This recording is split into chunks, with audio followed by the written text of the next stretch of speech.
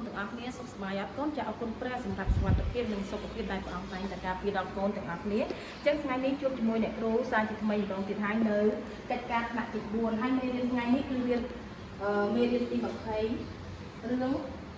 ពិតឬពិតកថាចាអញ្ចឹងថ្ងៃនេះ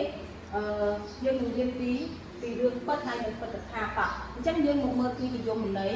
ជាមួយនឹងអ្នកគ្រូទាំងអស់គ្នាណាតើនិយមន័យរឿងពិតឬពិតកថាហ្នឹងមានន័យមិនខ្លះតោះចាប់តាមអានទាំងអស់គ្នារឿងពិតឬពិតកថាជាអត្ថបទសរសេរប្រាប់ពីមនុស្សទីកន្លែងព្រឹត្តិការណ៍ពិតដូចជាអត្ថបទតាក់ទងនឹងវិទ្យាសាស្ត្រហេតុការណ៍ប្រវត្តិសាស្ត្រឬប្រវត្តិផ្ទាល់ខ្លួនចាអញ្ចឹងរឿងពិតឬពិតកថានឹងជាអត្ថបទដែលសរសេរប្រាប់ពីមនុស្សឬក៏ទីកន្លែងព្រឹត្តិការណ៍ពិតចាតាក់ទងនឹងវិទ្យាសាស្ត្រហេតុការណ៍ប្រវត្តិសាស្ត្រឬប្រវត្តិផ្ទាល់ខ្លួនបាទអញ្ចឹងអ្នកគ្រូមានឧទាហរណ៍មួយ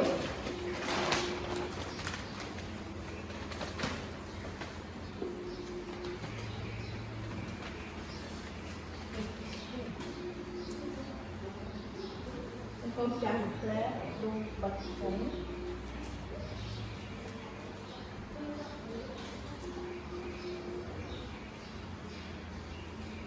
តោះឥឡូវយើងមើលរឿងសំទោយើងអានរឿងជាមួយអ្នកគ្រូទាំងអស់គ្នាសិន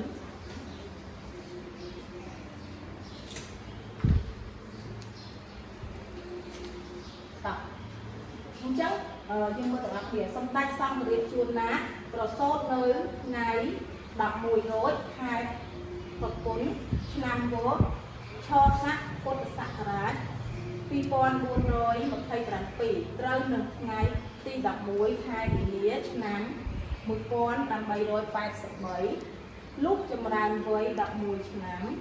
សំទោស14ឆ្នាំលោកបានបួសជាសាមណេរនៅវត្តពលយមស្រុកកណ្ដាលស្ទឹងខេត្តកណ្ដាលនៅឆ្នាំ1899លោកបាននិមន្តមកកាន់វត្តឧណាឡោមលោកបានរៀបរៀងវចនានុក្រមខ្មែរតាំងពីឆ្នាំ1915ហើយត្រូវបានបោះពុម្ពចុងក្រោយនៅឆ្នាំ1967អញ្ចឹងរឿងពិតគឺមាននិយាយ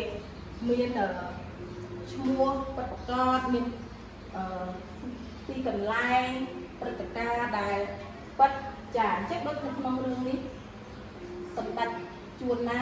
មាននឹងប្រវត្តិរបស់គាត់គឺជាការពិតអញ្ចឹងរឿងនេះគឺជារឿងពិតហើយមួយទៀតវចនានុក្រមដែលព្រះសង្ឃជួនណានោះគាត់បានរៀបរៀងនៅឆ្នាំ1915នោះក៏ជាការពិតដែរអញ្ចឹងអត្ថបទនៅខាងលើឬក៏រឿងនៅខាងលើនោះបញ្ជាក់ថាវាគឺជារឿងពិតកថាឬក៏ជារឿងការពិតដោយសារតែមានមនុស្សជាការពិតហើយប្រវត្តិមនុស្សក៏ជាការពិតហើយមានទីកន្លែងពិតប្រកបមែនអញ្ចឹងបញ្ជាក់ថាអត្ថបទនេះគឺជារឿងពិតហើយមេរៀននេះគឺចប់តែប៉ុណ្ណឹងហើយអ្នកគ្រូសង្ឃឹមថាកូនអាចចងចាំមេរៀនហើយក៏អាចដឹងពីរឿងពិតនិងពិតកថានេះបន្ថែមទៀតចាសូមអរគុណច្រើនសូមជម្រាបលា